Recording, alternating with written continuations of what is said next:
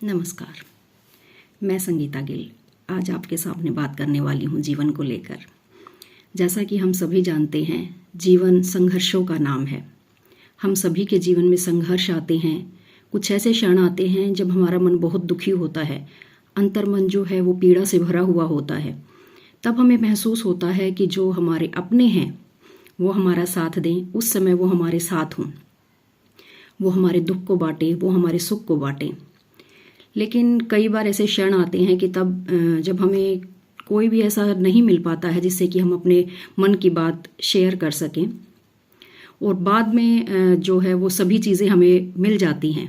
वो व्यक्ति हमारे पास आते हैं, वो चीज़ें हमें मिल जाती हैं जिनकी हमें उस समय पर ज़रूरत थी, जब वो हमें नहीं मिल पाए थे। तो तब उनका कोई अर्थ नहीं रह जाता है।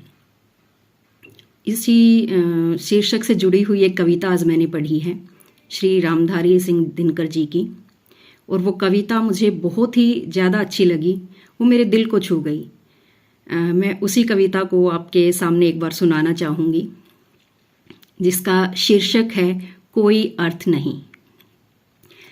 नित जीवन के संघर्षों से जब टूट चुका हो अंतर्मन, नित जीवन के संघर्षों से जब टूट चुका हो अंतर्मन, तब सुख के मिले समंदर का रह जाता कोई अर्थ नहीं।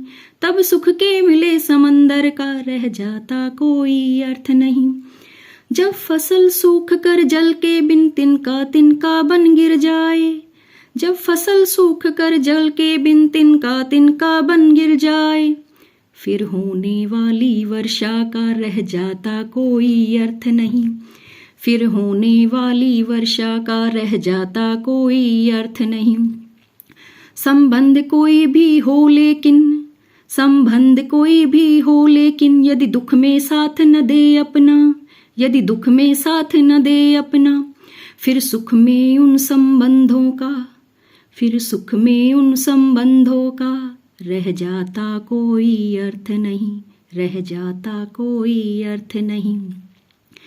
छोटी छोटी खुशियों के क्षण निकल जाते हैं रोज जहाँ, छोटी छोटी खुशियों के क्षण निकल जाते हैं रोज जहाँ, फिर सुख की नित्य प्रतीक्षा का, फिर सुख की नित्य प्रतीक्षा का रह जाता कोई अर्थ नहीं, रह जाता कोई अर्थ नहीं।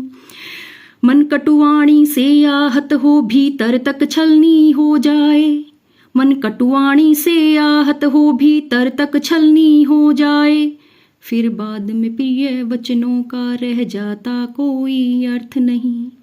फिर बाद में प्रिय वचनों का रह जाता कोई अर्थ नहीं। सुख साधन चाहे जितने हों, सुख साधन चाहे जितने हों, पर काया रोगों का घर हो, पर काया रोगों का घर हो, फिर उन अनगिनत सुविधाओं का रह जाता कोई अर्थ नहीं। फिर उन अनगिनत सुविधाओं का रह जाता कोई अर्थ नहीं। धन्यवाद। आशा करती हूँ कि आपको ये कविता पसंद आई होगी। मुझे ऐसा लगता है कि हम कई बार किसी दूसरे के ऊपर कुछ ज़्यादा ही उम्मीदें लगा लेते हैं, कुछ ज़्यादा ही हम उन पे भरोसा करते हैं। लेकिन मैं ये मानती हूँ कि अगर आप उस इंसान की तलाश कर रहे हैं कि जो आपकी ज़िंदगी को बदलेगा, कि आप अगर उस इंसान को तलाश रहे हैं कि कोई आएगा और वो आपकी ज़िंदगी को बदल देगा, तो मुझे नहीं लगता कि कोई ऐसा इंसान यहाँ पे है। वो इंसान आप खुद हैं। आप आईने के सामने जाइए, आप आईने के सामने खुद खड़े होकर देखिए, आपकी ज़िंदगी बदलना शुरू हो जाएगी। धन्यवाद।